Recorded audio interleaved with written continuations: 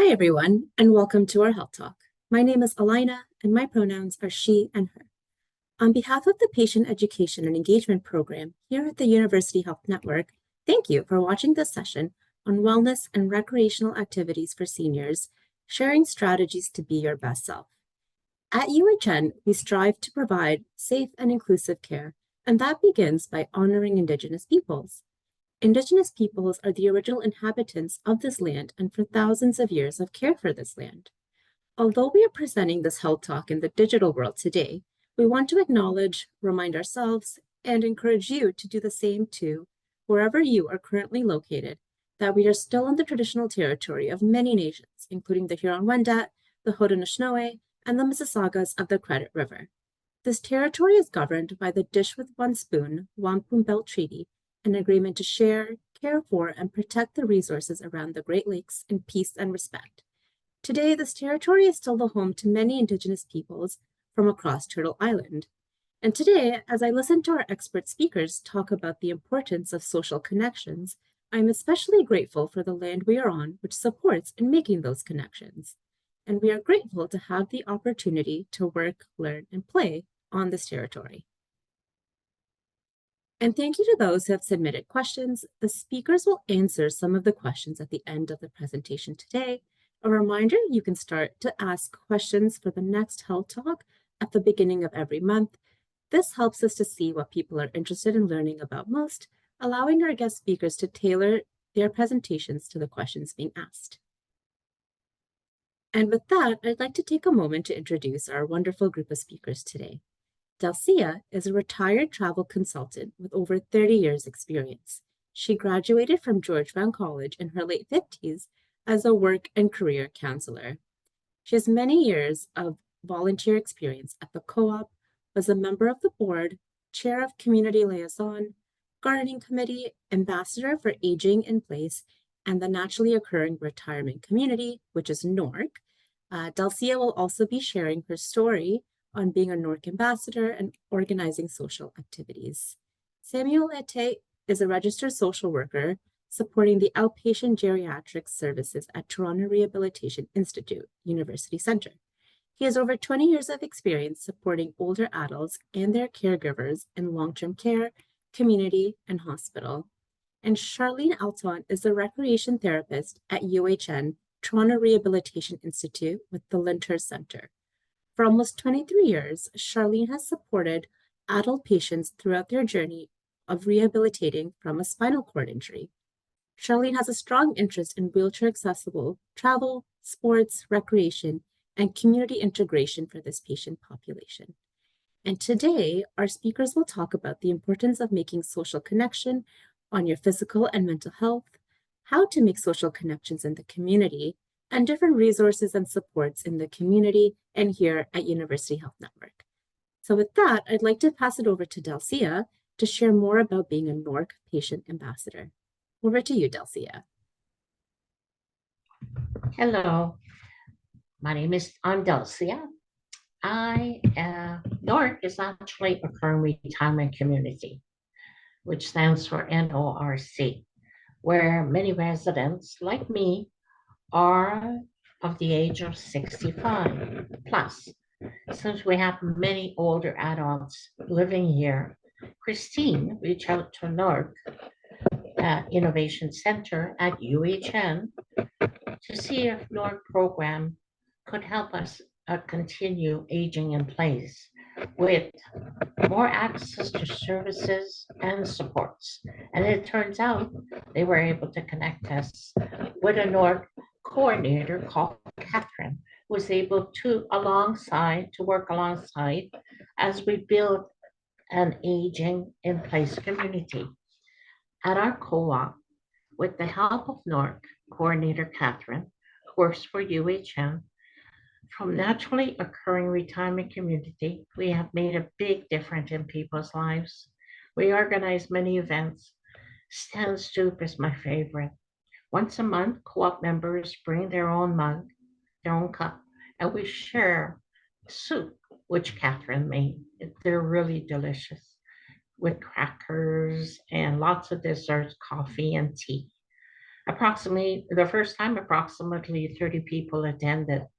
Also, on a monthly basis, we have guest speakers, paramedics, diabetes information from Vibrant Health Alliance, District Librarian. We're planning to have Tai Chi classes, knitting, crocheting group. We also have foot care at a reasonable cost. Seniors have an interesting past, and we can learn from each other. Discover that at a tea and conversation meeting.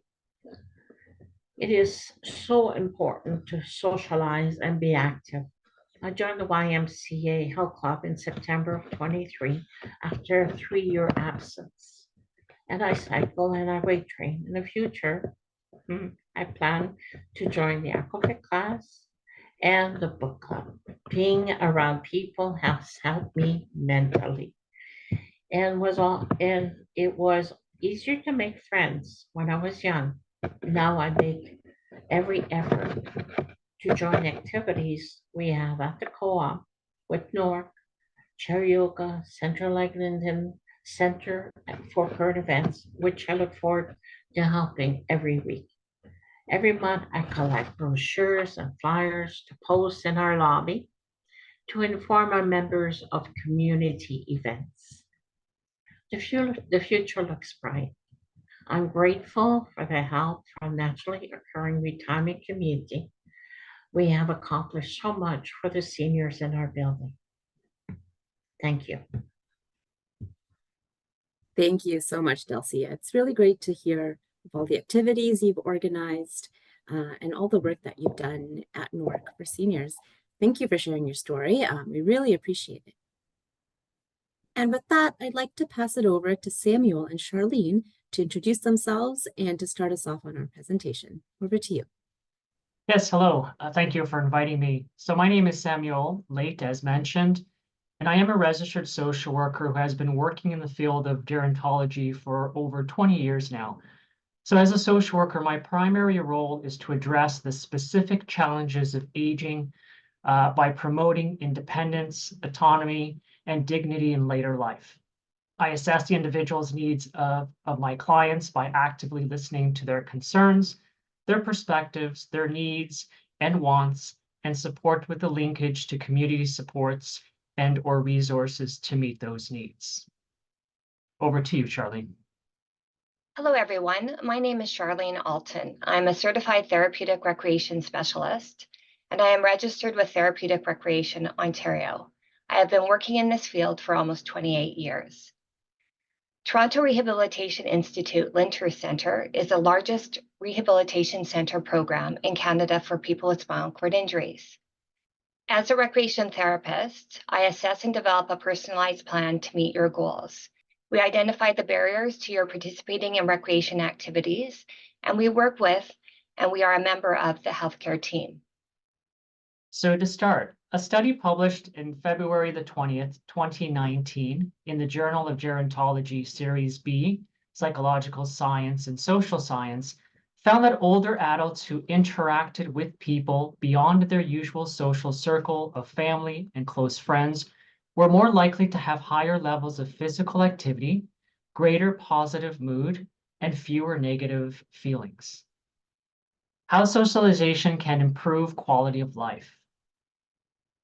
First points. Under emotional benefits, seniors who are socially engaged benefit from a bigger sense of belonging and higher self-esteem levels. They are also less likely to suffer from depression, anxiety, and social isolation. Engagement has a positive impact on your mental health and support with accepting mental health supports. Being engaged with others has been shown to improve your overall mental health, mood, cognition, memory recall, and increases healthy behaviors such as exercise. Engaging in social activity helps to improve physical fitness, increases muscle strength, and decreases your risk for falls. Older adults who maintain strong social connections are likely to adapt healthy habits like exercising regularly and eating a balanced diet. Playing games or having a lively conversation with others helps to keep your brain sharp and alert. It helps to keep you mentally stimulated. One thing I'd like to add is a study published in the Brain and Behavior Journal, amongst other journals as well, demonstrated that enhanced memory and hippocampal connectivity in humans occurred 2 days after brief resistance exercise. So in other words, joining in resistance exercises is an effective strategy for promoting benefits to memory and cognitive function. It produces neuroprotective and anti-inflammatory effects and reduces amyloid load and plaques, thereby reducing your risk for dementia and Alzheimer's. Resistant exercises or resistance training includes using free weights, weight machines, resistant bands, and your own body weight as well. To boost your self-esteem provides opportunities for positive feedback and recognition. Feeling valued and appreciated by others is an important contributing factor to your overall self-esteem. And of course, greater sense of purpose, engaging with others and contributing to the community can foster a sense of accomplishment and life satisfaction.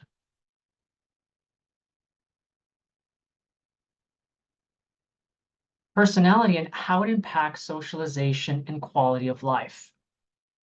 So things to keep in mind: holding rigid views of self and others will negatively impact your relationship with others.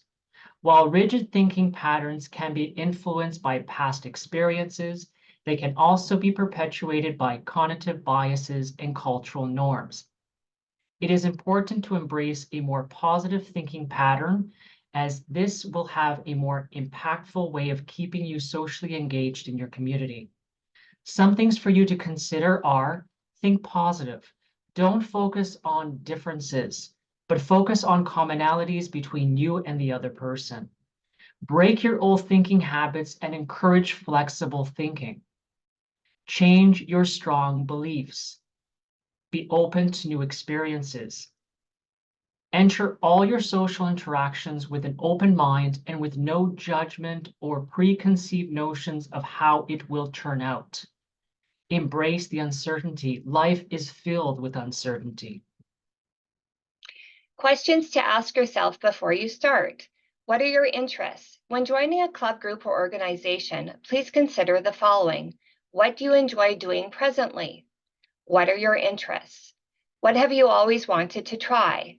This will help you determine what direction you should go in as it relates to participating in a new recreation activity. Participating in recreation activities creates opportunities for seniors to connect with others and to form new friendships based on a common interest. Did you know that participating in an active lifestyle improves your health and happiness levels by decreasing the likelihood of disease, increasing life expectancy, decreasing stress, and improving one's memory? Other things to consider include whether or not you like to participate in more passive activities, such as playing cards and board games, doing crafts, or going for walks. Or do you prefer active recreation that consists mostly of those activities that require some kind of physical exercise, like taking a dance class, participating in Tai Chi or Aquafit? Some of these activities can be competitive, such as trivia and sports, and non-competitive, such as baking, cooking, and doing crafts. You may also want to consider what personality type you are. This will help you determine what style of interactions meet your social needs best and what you are most comfortable with. People often fall in one of the following categories: introverts, extroverts, or ambiverts. Introverts are people who get their energy from being alone and enjoy their alone time. These individuals are people that are natural listeners, those that tend to avoid uncomfortable situations, and those that like to participate mainly in small groups.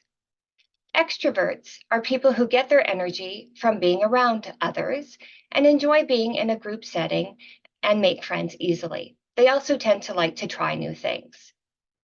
Ambiverts comprise most of the population, and that's when they combine both features of introverts and extroverts. If you're not sure what social personality type you are, think about those situations where you felt the most comfortable. You can also ask your friends and family members what their observations are. Knowing this information can help you determine what types of recreation and social opportunities best meet your needs, whether this being an in-person or virtual or over the phone type of social setting. Other things to consider are structured versus drop-in programming. An example of structured programming is an adult day program. These programs typically run from 9:30 a.m. to 3:30 p.m. and require individuals to sign up to attend certain days of the week. This type of programming includes games, trivia, and craft programs, seated exercise programs, community outings, as well as lunch. Or there is drop-in programming, which offers the individual many choices of activities and are offered at certain times and on certain days of the week. Attendance is not mandatory. These programs are often offered in neighborhood community centers. Do you prefer the indoors? Your needs can be met in this area by joining a seniors program or adult day program. For example, by taking a painting class with an art gallery or within an adult interest program within your district school board. Do you enjoy being outside? Examples of different activities include gardening at a horticultural club, joining a walking group or a bird watching group, participating in a photography group, or by participating in outdoor Tai Chi or going to an outdoor theater. How to plan for success. Older adults may face various barriers to socialization, such as mobility issues, hearing or vision impairments, or concerns about personal safety. When considering what location best meets your needs, please consider the following on how to plan for success. Recreation resources within your community. Find out what recreation activities are offered within your community by going to or visiting, calling, or touring your local community center, fitness center, or by reaching out to your friends or people around you, or by looking online. There is a higher likelihood that the closer you live to the recreation or social activity you wish to participate in, the more often you will participate in this activity. Looking at something that is close to your home will make it easier for you to participate. Do you have access to transportation? If not, do you live within the area of the community center you want to join? If so, you can often register and pay a small fee to have access to transportation through the program you are joining. If you have a disability, you can register for your community specialized transit agency, like Wheel-Trans Accessible Transit in Toronto, Ontario. It is also important that you consider your language and cultural needs. Many different adult day programs and drop-in programs within community centers offer programming in other languages to meet cultural needs. Cost. For some people, the cost of program determines if they will join or not. It is recommended that individuals ask if there are any discounted rates for seniors, or if an application form needs to be completed to get a discounted rate. For example, if you're an individual that is on Ontario Works or the Ontario Disability Support Program, you may automatically qualify for a discounted rate. For example, the City of Toronto Parks, Forestry and Recreation Welcome Policy. I will provide you with more information about this discounted rate later on in the presentation. Time. What days and times are the recreation and social programs being offered? Does this meet your needs? If you're an individual that utilizes a mobility device, either temporarily or permanently, for example, a wheelchair walker or a cane, does the facility have accessible parking spaces, pathway curb cuts, ramps, automated or push-button doors, elevators, and accessible washroom stalls and family washrooms? For those with low vision, is there large print signage and or braille within the facility? Moreover, if you are utilizing a mobility aid, does the program provide accommodations regarding adjustable table and countertop heights? Does the program provide electronic devices that provide support to people with visual, hearing, or physical disabilities? Do you require assistance with your personal care needs during the time you're participating in the recreation social program? For example, toileting, taking medications, and eating. If so, please ensure that this is offered through the program before joining. If you are participating in a new activity, do you have the specialized equipment needed to participate, or is it offered through the program? For example, a playing card holder, foam tubing for paintbrushes, etc. How to get involved. Joining a gym. This is a great way to stay physically active that helps with physical and mental health as you get older. If you have a disability, there are fitness centers like Variety Village in Toronto, Ontario, or in the Ability Centre in Whitby, Ontario, that may meet your needs. There are also programs like the Together in Movement and Exercise program, referred to as the TIME program, and the VON Seniors Maintaining Active Roles Together SMART programs that focus on improving one's balance and strength. Community fitness centers are also available. Be sure to tour the facility or program before you join to ensure it meets your specific needs. Joining clubs or groups. So these environments can help create meaningful relationships with others with common interest while feeling a greater sense of belonging. Volunteering. It is a fantastic way for older adults to stay socially active while giving back to your community. Offering your time and skills to local organizations not only benefits others, but also allows you to feel valued and appreciated for your efforts. Taking classes. Enrolling in classes or workshops can provide older adults with the opportunity to learn new skills and interact with others. Participating in educational activities can stimulate the mind and encourage social connections. Attending community events. So local community events can be an excellent opportunity for older adults to socialize and engage with others. Attending these events can help older adults feel connected in their communities and foster a great sense of belonging. Community support agencies. These are agencies that are typically not-for-profit organizations that provide a wide variety of practical and low-cost support services to older adults and persons with disabilities. Programs offered include health and wellness programs, transportation services, nutritional supports, and much, much more. Community centers. These are centers of multi-purpose facilities that provide public space, programs, and services to meet the recreation and social needs of the local communities. They are committed to fostering a sense of community, promoting civic engagement, and enhancing the quality of life through their community, recreational, and social service programs. Seniors Active Living Centers. They offer social, cultural, learning, and recreational programs for older adults and persons with disabilities that promote health, well-being, and social connection. Community Health Centers. These are not-for-profit community government organizations with a primary focus on improving the health and well-being of populations who have traditionally faced barriers to accessing health services. They provide interprofessional primary care services with an emphasis on health promotion and disease prevention. They are a great source of preventative, recreational, social, and exercise programs. How to get involved. Another way to engage in your community is to find out the religious, spiritual, or cultural organization you belong to, and if they offer any recreation, social, or volunteer opportunities. Adapted sport organizations. If you have a disability, are you aware of the provincial and regional sport and recreation organizations offered within Ontario? These organizations provide information on both competitive and recreational opportunities. For example, Parasport Ontario, OnPara, and the Toronto Accessible Sports Council, just to name a few. There's Easter Seals Canada national programs. Easter Seals Canada offers two programs that include the Access to Card program and the Disability Travel Card program.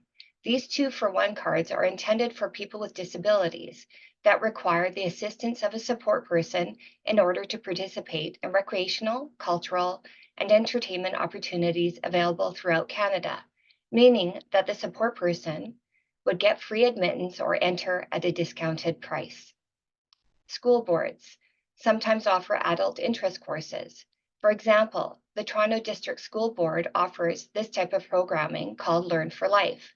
Programs are offered throughout the City of Toronto and range from art classes to cooking classes, to games and hobbies, to computers and theater. Additionally, subsidized pricing for seniors and those with a lower income level is offered. The City of Toronto offers a fun guide that provides Toronto residents information about programs, parks, swimming pools, zoos, farms, walkways, gardens that are available to them.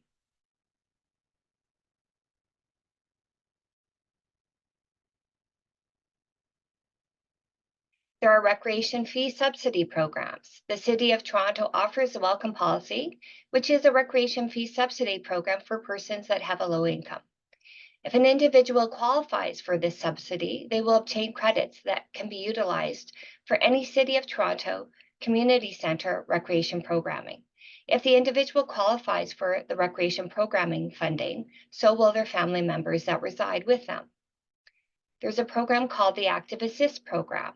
This recreation fee subsidy program is offered in the Peel region and is similar to the City of Toronto Welcome Policy.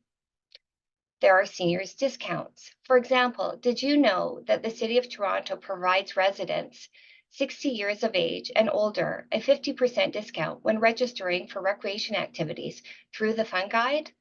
The Fun Guide also offers free and low-cost programming at various community centers. Additionally, if you are trying a new recreation social activity, ask if there is a seniors discount, even if it's not advertised. It is always worth it to ask. Accessible transportation. If you have a disability, be sure to register with your community accessible transit agency. There is also Fair Pass Discount Program. The TTC provides a fee subsidy program for people who are between the ages of 20 to 64 years of age who have low income living in the City of Toronto. Those that are older than 64 years of age have access to a decreased transit rate. Many communities have these fee subsidy programs in place to ensure persons with disabilities get to where they need to go. There is also the Toronto Ride and I Ride. This program is a government subsidized program offered to seniors and to those with disabilities to have access to ride sharing service within their community. So how do you build healthy habits? 1, take an inventory. Take stock of your current lifestyle. This includes any challenges or supports you may need before starting on your healthy habits journey. The first step is to create an awareness. Look for patterns in your behavior and thoughts that trigger unhealthy habits you want to change. 2, make a plan and set realistic goals.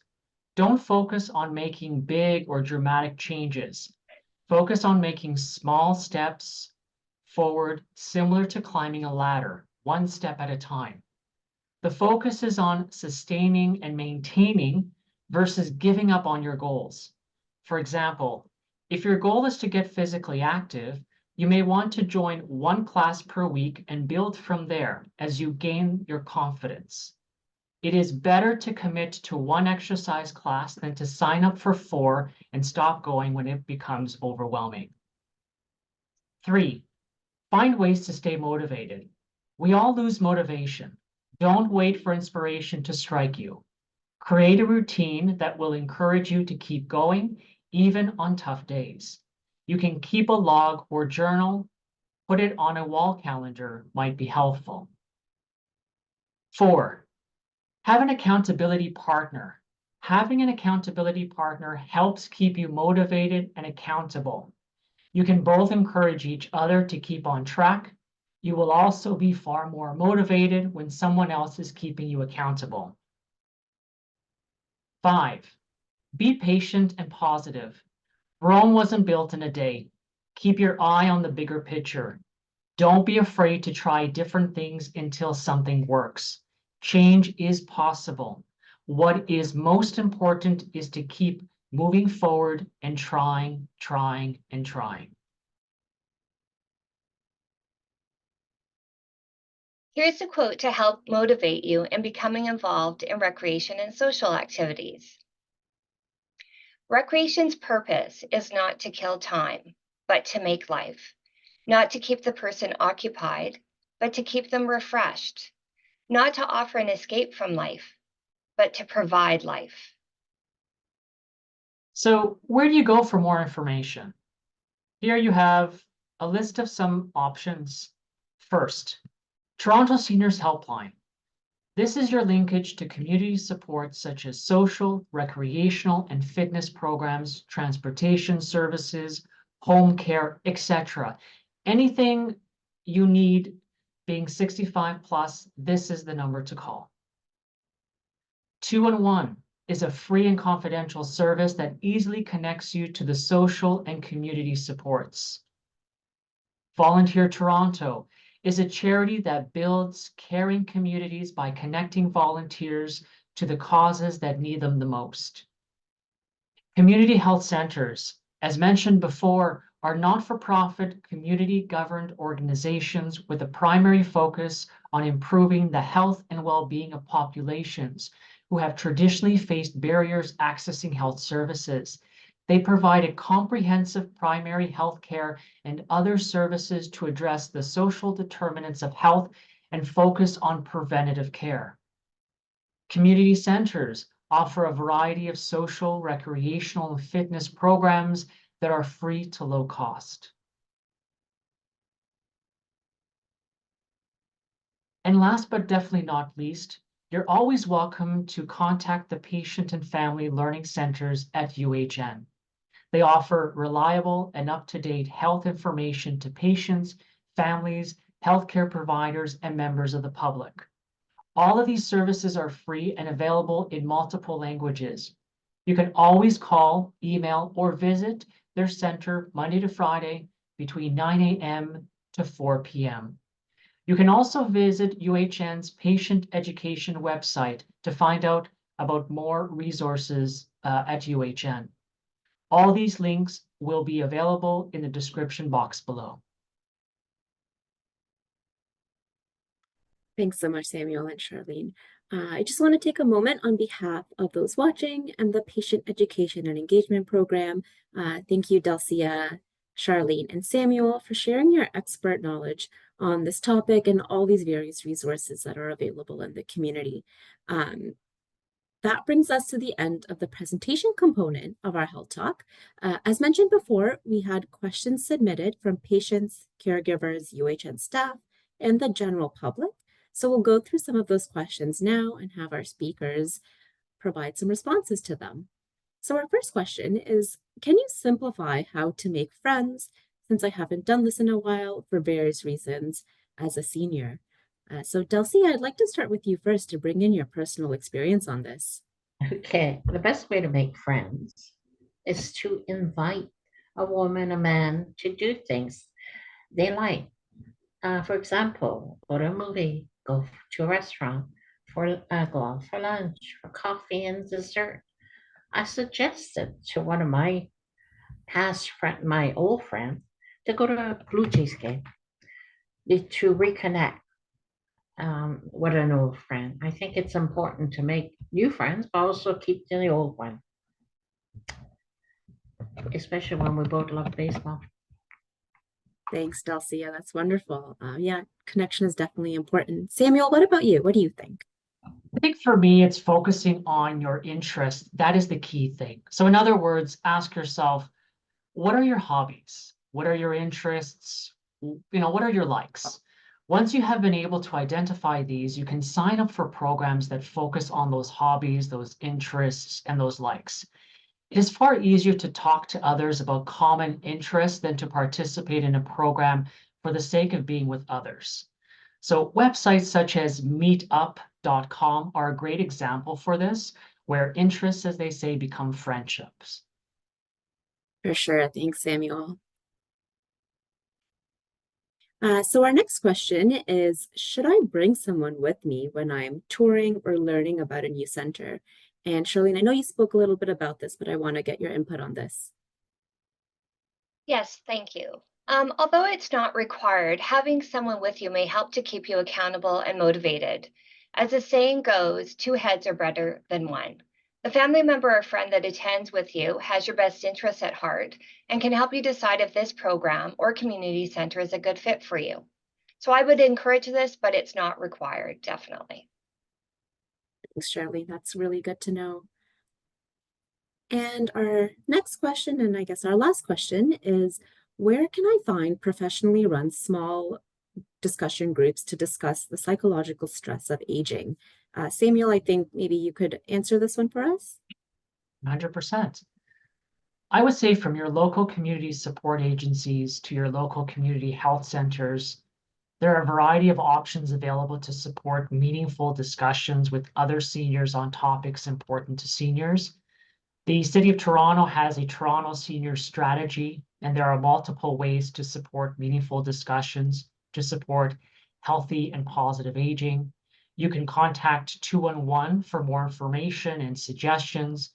And like always, the Toronto Seniors Helpline, which is 416-217-2077, is another great resource. For sure, thank you. Yes, we shared a ton of great resources, so we'll be sure to include them all in the description box below, including the NORC program that Delcia is part of. So before we close off, we want to remind those watching that your feedback is really important to us. You can go to the link on your screen and complete the survey at the end of this video. The link is also available in the description box below, and we really thank you in advance. Your feedback helps us to know what you liked, what we can improve on, and what topics you'd like to see in the future. And to keep up to date with our health talks, you can subscribe to our online patient e-newsletter to get up-to-date information about events and new resources at UHN. To fill out a form to subscribe, you can go to the link on your screen, and we'll have that listed down below as well. And finally, our next session in April will be on support for Indigenous patients and families in healthcare.